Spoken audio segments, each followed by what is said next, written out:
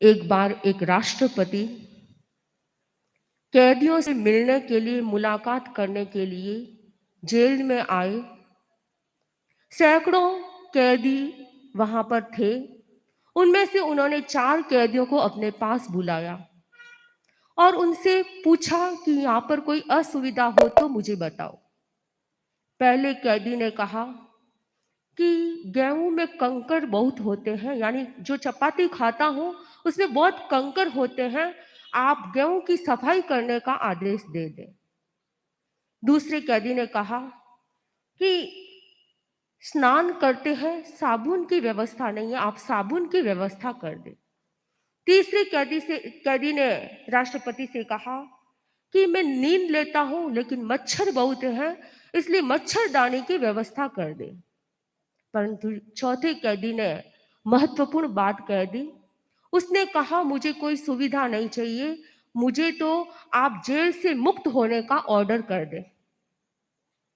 राष्ट्रपति ने चारों कैदियों की बात सुनी और तीनों कैदियों की जो व्यवस्था थी उस व्यवस्था पर ध्यान दिया और चौथे कैदी के लिए सिग्नेचर कर दिए कि उसे जेल से मुक्त कर दिया जाए। तीनों को अपनी सुविधाएं मिल गई और चौथा व्यक्ति जेल से मुक्त हो गया। प्रश्न ये होता है कि व्यक्ति सुख चाहता है, दुख से मुक्त होना चाहता है, परंतु वह दुख से मुक्त नहीं हो पाता है। इसका क्या कारण? इसका कारण इस घटना से हम जान सकते हैं कि जो व्यक्ति सुविधाओं में सुख खोजता है, सामग्री में सुख खोजता है, पदार्थों में सुख खोजता है, वह कभी भी सुखी नहीं बन पाता है। और जो व्यक्ति बंधन से मुक्त होने का प्रयास करता है वह सुखी बन जाता है। आज स्वतंत्रता दिवस है, 15 अगस्त है। आज के दिन भारत अंग्रेजों की गुलामी से मुक्त बना था, वह भी बंधन से मुक्त हुआ था। महत्वपूर्ण बात यह है कि बंधन से मुक्त होने का प्रयास किया जाए तो व्यक्ति बंधन मुक्त हो सकता है। तो ऐसे क्या कारण, ऐसा कौन सा बिंदु है, ऐसा कौन सा तत्व है जिसके कारण व्यक्ति बंधन से मुक्त नहीं हो पाता है? वह महत्वपूर्ण तत्व है कर्म।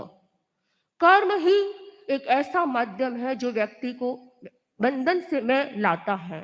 बंधन से मुक्त होना है तो इस बात पर ध्यान देना होगा कि हमें कर्मों के हेतुओं पर ध्यान देना होगा। इस कर्म बंधन के मुख्य रूप से 2 हेतु है।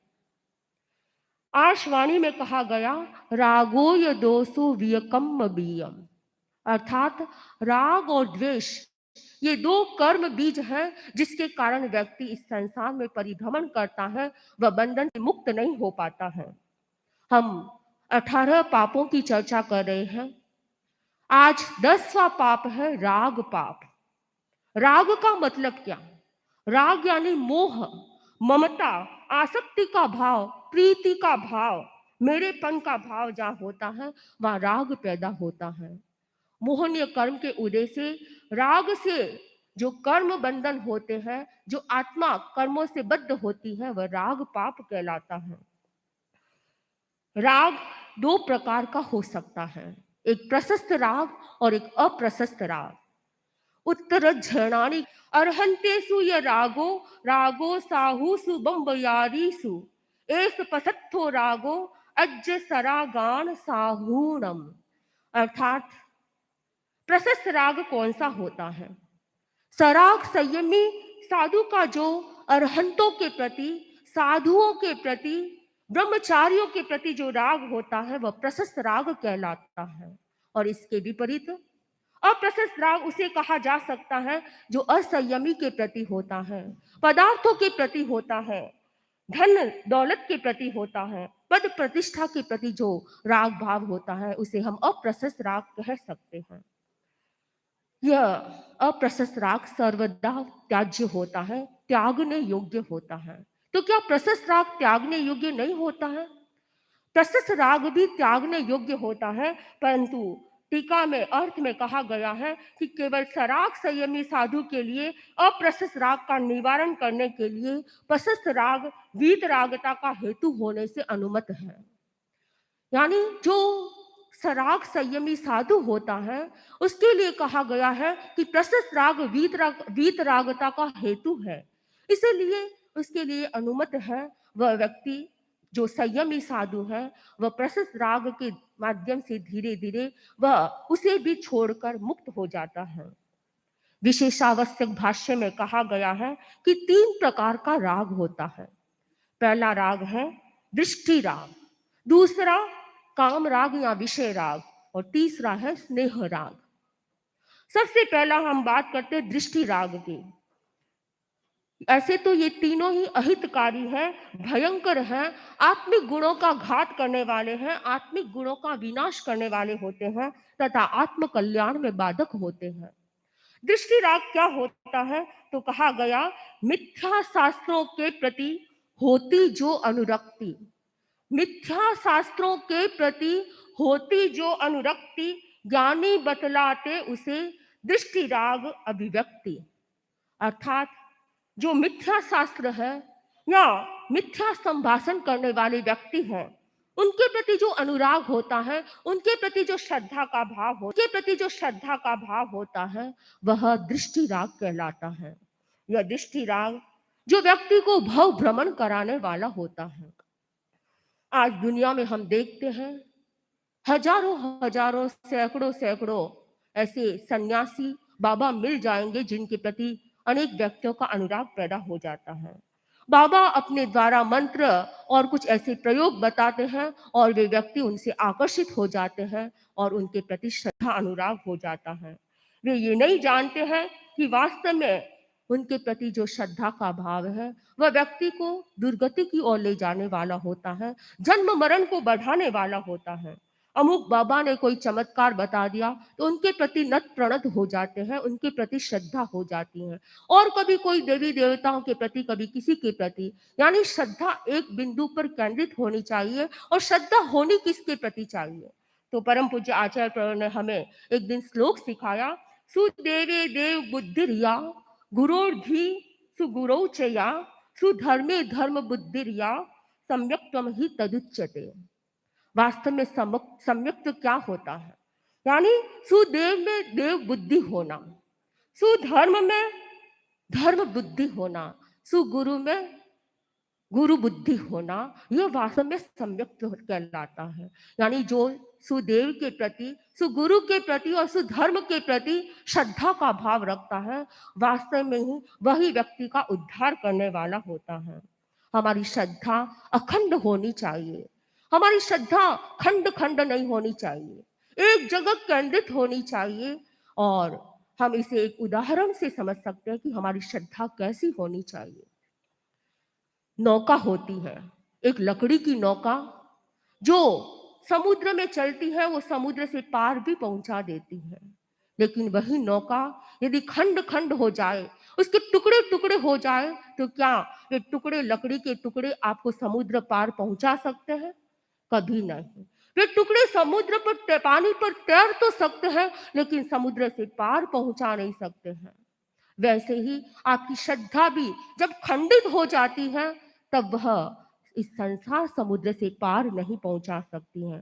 हमारी श्रद्धा अखंड होनी चाहिए, हमारी श्रद्धा कहीं भी खंडित नहीं होनी चाहिए। देव गुरु धर्म के प्रति अखंड जहां श्रद्धा होती है, वह संसार समुद्र से पार पहुंचाने वाली होती है। इसलिए हमारा राग भाव कहाँ होना चाहिए? देव गुरु धर्म के प्रति अनुरक्ति होनी चाहिए, और वो भी सुगुरु के प्रति, सुधर्म के प्रति और सुदेव के प्रति हमारी अनुरक्ति होनी चाहिए। वही अनुरक्ति जो अस्थि मज्जा तक चली जाए, वह अनुरक्ति हमें संसार समुद्र से पार पहुंचाने वाली होती है। इसलिए कहा गया कि हमें दृष्टि राग से बचना चाहिए, मिथ्या संभाषण करने वाले व्यक्तियों के प्रति हमारी श्रद्धा नहीं होनी चाहिए। दूसरी बात कही गई विषय राग। विषय राग अर्थात इंद्रिय विषय के प्रति जो राग भाव होता है। इंद्रिय विषय है शब्द, रूप, गंध, रस, स्पर्श, ये 5 इंद्रिय विषय है। इनके प्रति जो राग होता है वह विषय राग कहलाता है, काम राग कहलाता है। कहा गया है, रम्य इंद्रियों के विषय उनमें जो आसक्ति, विषय राग यह है दुखद, होता अति निज शक्ति। जो व्यक्ति विषयों के प्रति, इंद्रिय विषयों के प्रति जो राग भाव रखता है, आसक्ति का भाव रखता है, वह व्यक्ति दुख को प्राप्त होता है और अपनी बहुत सारी शक्ति को खो देता है। इसलिए कहा गया कि हम इंद्रिय विषयों के प्रति अति राग, अति आसक्ति का भाव न लाए। आपने कोई आंखों से रूप को देखा, आंख का विषय है रूप देखना, आपने रूप देखा, ये वहां तक तो ठीक है, लेकिन रूप रूप देखने के बाद वह रूप आपकी आंखों से हटता नहीं है। आप कहीं भी चले जाए, वो रूप बार बार सामने आता है, उसके प्रति आसक्ति का भाव जुड़ जाता है, वह आपको इस संसार में भ्रमण कराने वाला होता है।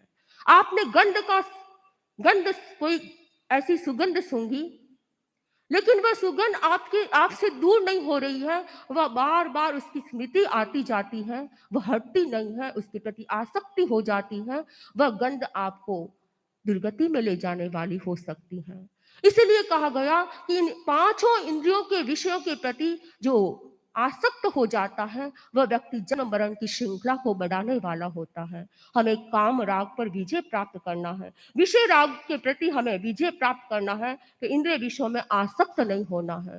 क्योंकि इंद्रिय विषयों में आसक्त होकर किस प्रकार व्यक्ति अपना जीवन गंवा देता है। एक हिरण जो शब्द में आसक्त होकर शिकारी के हाथ में आ जाता है, शिकारी का शिकार बन जाता है। एक पतंगा दीपक के प्रकाश में उस रूप में आसक्त हो जाता है और अपने जीवन को गंवा देता है। वैसे ही गंध होती है, फूलों की गंध में आसक्त होकर भंवरा उसमें बंद हो जाता है, कैद हो जाता है और अपने जीवन को समाप्त कर सकता है। रस में आसक्त होकर आटे की गोलियां जाल में लगी हुई होती हैं और मछली उसमें आसक्त हो जाती है, वह जाल में कैद हो जाती है और अपने जीवन को गंवा देती है। और वैसे ही हाथी स्पर्श में आसक्त होकर अपने जीवन को गंवा देता है। यानी एक एक इंद्रिय विषय के प्रति जो राग भाव है, आसक्ति का भाव है, वो एक पशु पक्षी को उसके जीवन को बर्बाद कर सकता है। तो आप सोचिए, हम पांच इंद्रियों को प्राप्त करें, पांचों इंद्रियां हमारे पास है, यदि उन पांचों इंद्रियों के प्रति अति आसक्ति का भाव आ जाता है, तो वो हमें कहाँ ले जाएगा। हमें इस काम राग से बचने का प्रयास करना है। आज हम देखते हैं टेक्नोलॉजी का युग है, अनेक ऐसे साधन उपलब्ध हो गए हैं, व्यक्ति उनमें एकदम इतना आसक्त हो जाता है कि उसे छोड़ नहीं पाता है। आजकल हम देखते हैं मोबाइल, मोबाइल किसी के अनेक ऐसे व्यक्ति होंगे जिनकी आंखों से हट नहीं पाते हैं, मोबाइल के बिना उनका जीवन ही नहीं ऐसा लगता है। अनेक बहनें आती हैं, अपने बच्चों को साथ में लेकर आती हैं और वो क्या करती हैं, उनको मोबाइल पकड़ा देती हैं और वे हमारी सेवा में बैठ जाती हैं। हम देखते कई बार बच्चों को, अगर हम कहते हैं कि इस मोबाइल को छोड़कर दर्शन तो करो, उसकी आंख नहीं हटती है, कंटिन्यू वो मोबाइल में देखता रहता है, देखता रहता है। यानी आज हम देखते हैं छोटे छोटे बच्चे हो या कोई युवा हो, सब उस मोबाइल के प्रति इतने आकर्षित हैं, उसको छोड़ नहीं पाते हैं। ये भी एक प्रकार का क्या है, ये भी राग है, ये भी पदार्थों के प्रति, विषयों के प्रति राग की बात ही है। हमें मोबाइल को कम करने का प्रयास करना चाहिए। और जो मोबाइल में इतनी सुविधाएं हैं, ये किसके लिए, आप लोगों के लिए, लेकिन कौन सी सुविधाएं उपयोग में लेनी चाहिए और कौन सी नहीं लेनी चाहिए, उसका आप ही विवेक रखें। क्योंकि मोबाइल में ऐसी अनेक चीजें आती हैं जो बच्चों के लिए भी हानिकारक है, उनको संस्कारों का निर्माण नहीं हो सकता है उसके माध्यम से।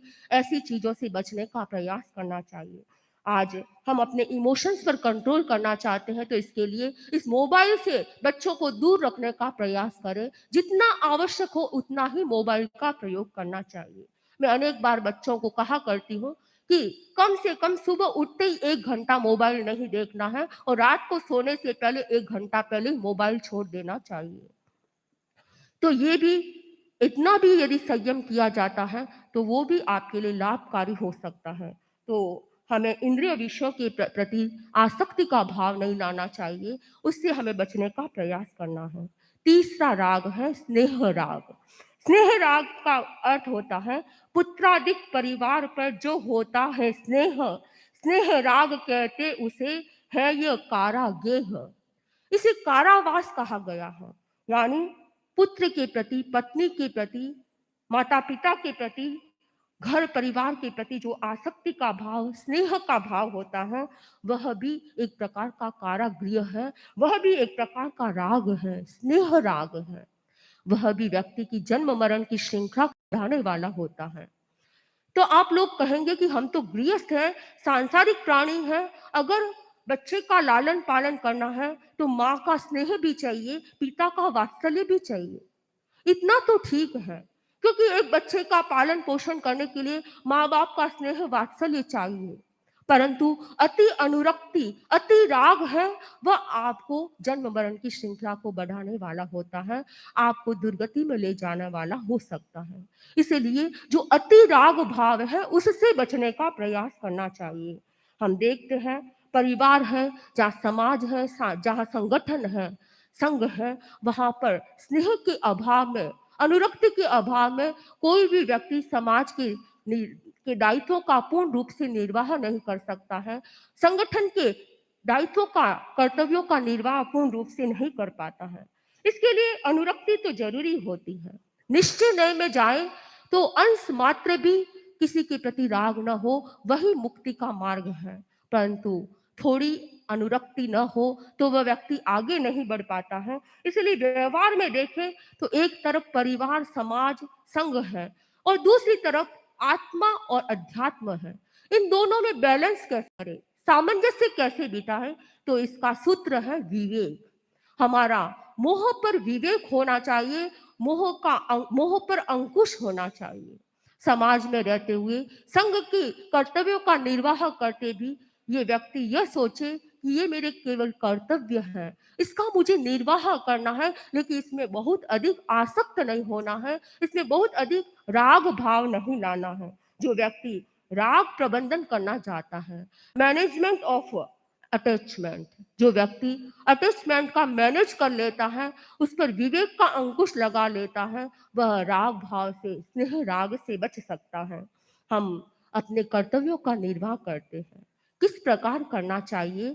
जैसे कमल होता है कीचड़ में पैदा होता है, लेकिन वह कीचड़ से निर्लिप्त रहता है, वैसे ही गृहस्थ लोग भी यह करें कि समाज में रहते हुए, परिवार में रहते हुए अपने कर्तव्यों का निर्वाह करना है, उस कमल की भांति हमें निर्वाह करना है, उसमें लिप्त नहीं होना है, अनुरक्त आसक्त नहीं होना है। जो व्यक्ति रिश्ते नाते निभाते हैं परंतु उसमें बहुत अधिक आसक्त नहीं होते हैं, केवल कर्तव्य भाव से रिश्ते नाते निभाते हैं, वे अपनी जन्म मरण की श्रृंखला को कम करते जाते हैं। धन संपदा के प्रति भी आसक्त नहीं होना चाहिए। अति अनुराग धन संपदा का व्यक्ति को लोभ की ओर ले जाता है और वो लोभ लाभ जब बढ़ता है तो लोभ भी बढ़ता जाता है। इसलिए हर व्यक्ति को इस बात पर चिंतन करना है कि आत्मा भी मेरी साथ में है, इस आत्मा पर चिंतन करना है कि मुझे आत्मा को और विकास की ओर ले जाना है, ऊर्ध्व गति करानी है, तो इस राग भाव से भी बचना चाहिए। परंतु कुछ राग भाव जो प्रशस्त राग है वह भी होना चाहिए, वह धीरे धीरे छूट पाएगा, लेकिन वह होना चाहिए। परम पूज्य आचार्य पर हमें साधु साध्वियों को प्रेरणा देते हैं कि हमें 3 बातों से प्यार होना चाहिए। साधुपने से प्यार होना चाहिए, गुरु से प्यार होना चाहिए और संघ से प्यार होना चाहिए। यानी साधुपना मुझे प्यारा है, संघ मुझे प्यारा है, गुरु मुझे मेरे प्यारे हैं। आज तेरा पंथ धर्म संघ इतना विकास कर रहा है, अनेक श्रावक श्राविकाएं धर्म संघ को अपनी सेवाएं प्रदान करते हैं। आज हम देख रहे हैं प्रतिनिधि सम्मेलन हो रहा है, अनेक महासभा के सदस्य उपस्थित हैं, महासभा के सदस्य उपस्थित हैं। मैं उन लोगों से भी कहना चाहूंगी, क्योंकि बहुत अधिक संख्या में यहाँ उपस्थित हुए हैं, लगभग मुझे ज्ञात हुआ कि 1500 से अधिक सदस्य यहाँ उपस्थित हुए हैं। तो मैं उन लोगों से भी कहना चाहूंगी कि सांसारिक दायित्वों का निर्वाह करते हुए भी गुरु के प्रति और संघ के प्रति वही वफादारी होनी चाहिए, वही अनुरक्ति होनी चाहिए। यानी संघ और कर्तव्यों का निर्वाह करते हुए भी संघ और गुरु के प्रति अनुरक्ति का भाव होना चाहिए, उसे केंद्र में रखना चाहिए, और सारे करते हुए भी गुरु और संघ केंद्र में होने चाहिए। संघ की नींव को मजबूत बनाने में अनेक अनेक श्रावक श्राविकाओं का योगदान रहा है, वे अपने संघ की गरिमा को बढ़ाने वाले हुए हैं। विजय चंद जी पटवा परम पूज्य आचार्य भिक्षु के समय में हुए, और उनकी जो दृढ़ श्रद्धा थी उसको देखकर तो परम पूज्य स्वामी जी ने कहा कि संतों से विमुख करने के लिए न जाने कितने लोगों ने प्रयास किया उनके लिए, उन्हें उल्टी सीधी बातें भरने का उनके भीतर प्रयास किया, लेकिन वे दृढ़ श्रद्धा के धनी हैं, वे कभी विचलित नहीं हुए, इतने दृढ़ विश्वासी हैं। इनके लिए उन्होंने स्वामी जी ने कहा मानो ये एक शायिक सम्यक्ति है। ऐसा कौन कह सकता है जिसकी दृढ़ श्रद्धा होती है गुरु के प्रति, संघ के प्रति, उन्हीं के लिए ऐसा कहा जा सकता है। तो परम पूज्य स्वामी जी ने विजय चंद्र पटवा के लिए बात कही, बड़ी महत्वपूर्ण बात है। बहादुर मल जी भंडारी परम पूज्य आचार्य श्री तुलसी के समय में हुए, धर्म संघ की सेवाओं में समय समय पर उन्होंने बहुमूल्य सेवाएं प्रदान की। एक बार उनकी अति विशिष्ट सेवा के लिए परम पूज्य आचार्य श्री तुलसी जयाचार्य मिच्छामि दुक्कड़म बहादुर मल जी भंडारी जयाचार्य प्रण के समय में हुए, और बहादुर मल जी भंडारी के लिए आचार्य श्री तुलसी ने कहा, उनकी विशिष्ट सेवा की प्रशंसा करते हुए कहा कि बहादुर मल जी, इस सेवा का तुम्हें क्या पारितोषिक दिया जाए। आगे कहा यदि तुम साधु होते तो तुम्हें युवाचार्य पद देना भी इसके लिए कम होता। कितनी महत्वपूर्ण बात, एक श्रावक के लिए यदि ये गुरु कहे कि तुम्हें युवाचार्य पद दे तो भी कम है, तुमने इतनी अच्छी संघ की सेवा की है। ऐसे ही अनेक श्रावक हुए हैं। एक श्रावक है मोहनलाल जी खटेर, परम पूज्य आचार्य श्री तुलसी के समय में हुए। वे एक गृहस्थ के क्षेत्र में भी योगी थे, ऐसा आचार्य श्री तुलसी कहते हैं।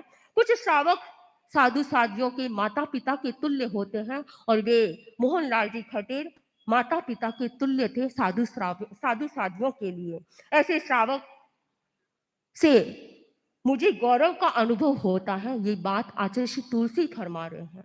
तो आज भी हम देखते हैं कुछ ऐसे श्रावक हैं जो संघ की सेवाओं में अपना बहुमूल्य समय लगाते हैं, तन मन धन से संघ की सेवा करते हैं। ऐसे श्रावक और जरूरत है कि ऐसे श्रावकों में संघ के प्रति, गुरु के प्रति अनुरक्ति दिनों दिन बढ़ती जाए, और वे संघ की सेवाओं में अपनी शक्ति का नियोजन करते जाए। हम प्रशस्त राग की बात कर रहे हैं तो संघ के प्रति अनुरक्ति, गुरु के प्रति अनुरक्ति होनी चाहिए, जो संघ की समृद्धि में योगभूत बनती है। परंतु धीरे धीरे इन प्रशस्त और अप्रशस्त राग को छोड़कर हमें बंधनों से मुक्त होना है, और लास्ट में हमारा एक ही लक्ष्य है, हम मोक्ष का वर्ण करें। तो मोक्ष का वर्ण करने के लिए हम बंधनों से मुक्त बने, इस राग पाप से मुक्त होने का प्रयास करें और अपनी आत्मा को निर्मल बनाने का प्रयास करें। इन्हीं भावों के साथ ओम अरहत।